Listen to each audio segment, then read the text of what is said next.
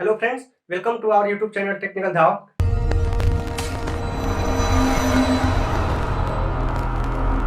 तो फ्रेंड्स, जो यह वीडियो हमारा होने वाला है इंट्रोडक्शन वाला, ये इसमें हम आपको इलेक्ट्रिकल मशीन जो कि इलेक्ट्रिकल इंजीनियरिंग का एक बहुत ही महत्वपूर्ण सब्जेक्ट माना जाता है, इसका हम बेसिकली सिलेबस को डिस्कस करेंगे। तो देखेंगे कि हम जो इलेक्ट्रिकल मशीन है इलेक्ट्रिकल इंजीनियरिंग का डिप्लोमा में, तो आपको इसके दो बुक आपको मिलेंगे पढ़ने को। एक होगा इलेक्ट्रिकल मशीन वाला फर्स्ट और एक होगा इलेक्ट्रिकल मशीन सेकेंड। यह जो है इलेक्ट्रिकल मशीन फर्स्ट डिप्लोमा के आपके थर्ड सेमेस्टर में पढ़ने को मिलेगा और ये जो है पांचवें सेमेस्टर में पढ़ने को मिलेगा। तो हम आज जो बात करने वाले हैं वो इलेक्ट्रिकल मशीन फर्स्ट की बात कर रहे हैं, तो इसका हम सिलेबस आज डिस्कस करेंगे। तो चलिए आज हम इसका सिलेबस को डिस्कस कर लेते हैं। तो जो इलेक्ट्रिकल मशीन फर्स्ट है उसका जो बुक है उसमें मेनली दो चैप्टर आपको पढ़ने को मिलेंगे, बट हमने जो है एक चैप्टर अपनी तरफ से जोड़ा है, क्योंकि उसमें जो इंट्रोडक्शन वाला चैप्टर है, पहला चैप्टर जो कि हमने अपने तरफ से रखा है,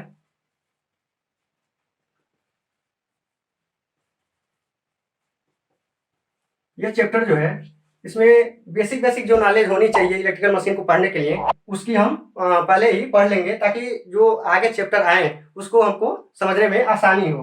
तो पहला जो इसमें तीन सब टॉपिक में डिवाइड कर दिए हैं। पहला जो सब टॉपिक है वो है हमारा इलेक्ट्रिकल मटेरियल्स, ठीक है, यानी कि वैद्युत पदार्थ, ठीक है।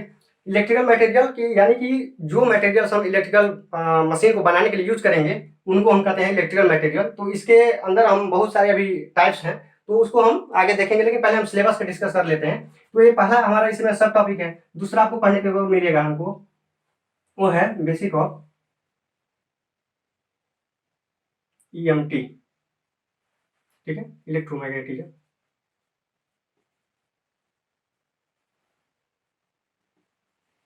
ठीक है। ये हमारा दूसरा टॉपिक रहेगा। इसमें आपको बेसिकली जो बेसिक नियम्स हैं, जैसे फ्लेमिंग लेफ्ट हैंड रूल हो गया, जो फ्लेमिंग है, फ्लेमिंग लेफ्ट हैंड हो गया, चाहे राइट हैंड हो गया, चाहे जो भी हम इलेक्ट्रिकल मशीन में उसको पढ़ने वाले हैं, तो हम इसी में इसको डिस्कस कर लेंगे। और तीसरा जो हमारा टॉपिक होने वाला है वो है मैग्नेटिक सर्किट,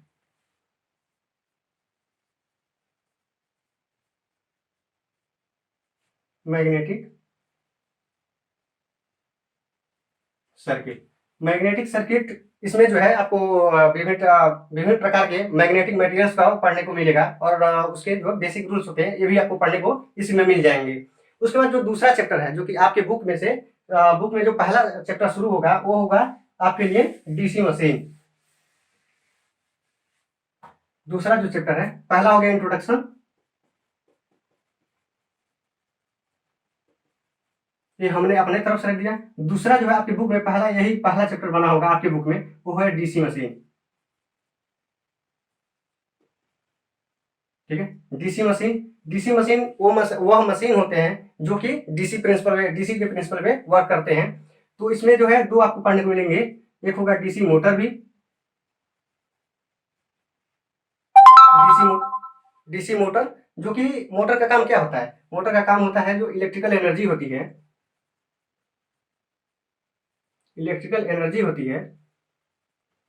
उसको मैकेनिकल एनर्जी में कन्वर्ट करना। तो ऐसा मोटर जो कि इलेक्ट्रिकल एनर्जी को मैकेनिकल एनर्जी में कन्वर्ट भी करता हो और वह डीसी प्रकार करता हो, तो ऐसे मोटर क्या होते हैं, डीसी मोटर के अंतर्गत आते हैं। और इसी में एक और आपको पढ़ने को मिलेगा, वो होगा डीसी जनरेटर।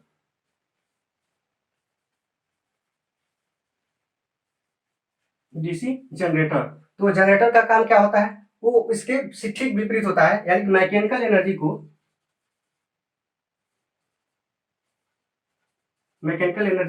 इलेक्ट्रिकल एनर्जी में कन्वर्ट कर देता है,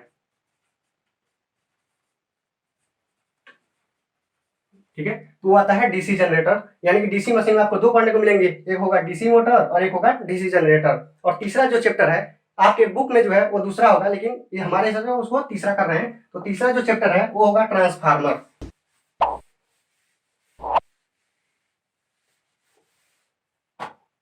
दूसरा हो गया यहाँ पे डीसी मशीन, ठीक है। और तीसरा जो है वो है ट्रांसफार्मर।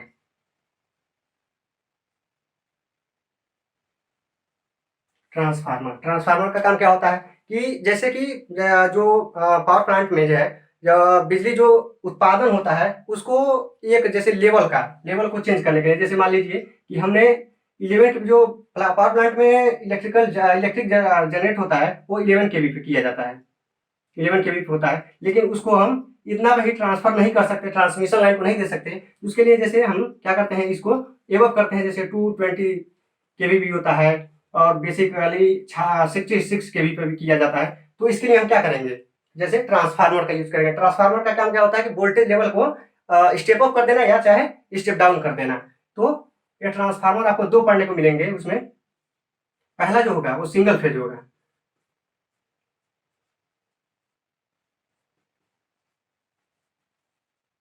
सिंगल फेज ट्रांसफार्मर होगा, सिंगल फेज ट्रांसफार्मर। और उसके बाद दूसरा जो है इसमें आएगा हमारा थ्री फेज ट्रांसफार्मर।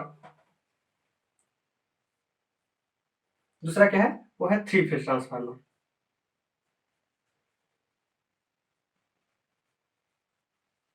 तो बस इतना ही जो है हमारे इलेक्ट्रिकल मशीन फर्स्ट में वो मात्र दो ही चैप्टर आपको पढ़ने को मिलेंगे, लेकिन इसको हम जैसे बड़ा कर देता है, जैसे डीसी मशीन में भी दो है और ट्रांसफार्मर में भी दो है, तो इसलिए वो थोड़ा सा वास्ट हो जाता है। उसके बाद जो इलेक्ट्रिकल मशीन सेकेंड है उसमें भी आपको 3-4 चैप्टर पढ़ने को मिलेंगे। तो चलिए उसको भी हम डिस्कस कर लेते हैं। जो इलेक्ट्रिकल मशीन सेकेंड है,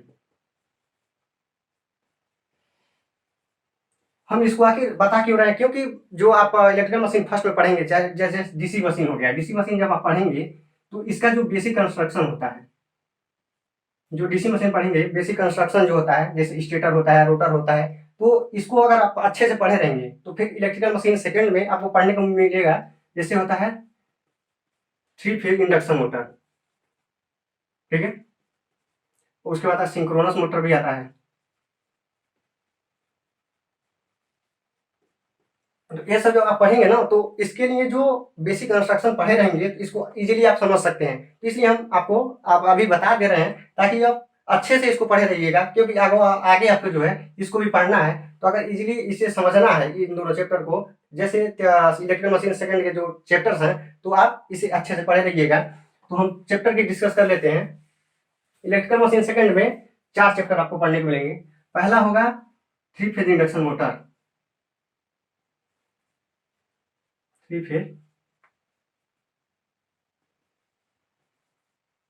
इंडक्शन मोटर। इसको इंडक्शन मोटर क्यों कहते हैं, क्योंकि यह इंडक्शन के प्रिंसिपल पे वर्क करता है, इसलिए थ्री फेज और बेसिकली यह थ्री फेज पे वर्क करता है और इंडक्शन का प्रिंसिपल को फॉलो करता है, इसलिए थ्री फेज इंडक्शन मोटर हो गया। इसके जस्ट बाद आपको एक और चैप्टर पढ़ने को मिलेगा, सिंगल फेज वाला, सिंगल फेज इंडक्शन मोटर, ठीक है। यह सिंगल फेज पे वर्क करता है, इसलिए सिंगल फेज हो गया। फिर उसके बाद आता है सिंक्रोनस मशीन,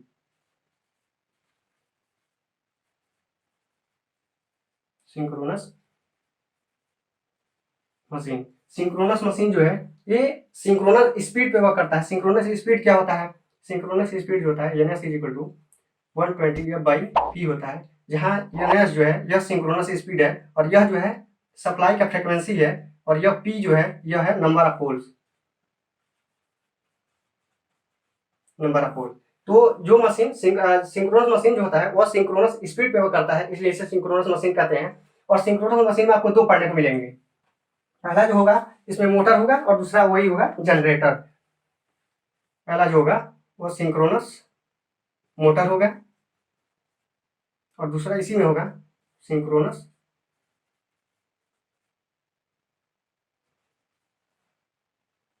सिंक्रोनस जनरेटर, ठीक है। सिंक्रोनस जनरेटर को हम क्या कहते हैं, एक और नाम इसको दिया जाता है अल्टरनेटर,